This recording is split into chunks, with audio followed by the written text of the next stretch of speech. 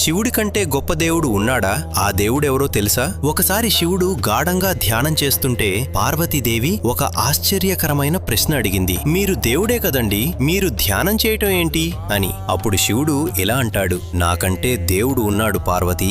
అది విని పార్వతీదేవి ఆశ్చర్యంగా అడిగింది, ఎవరా దేవుడు?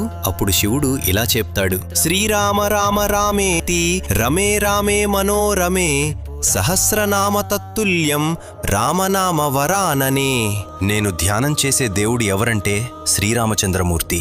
అప్పుడు పార్వతీదేవి, ఆయన మానవుడు కదా అని అంటుంది. అప్పుడు శివుడు, ఆయన మానవుడైతే నేను దేవుని ఎలా అవుతాను? అలా ఉన్నాడు.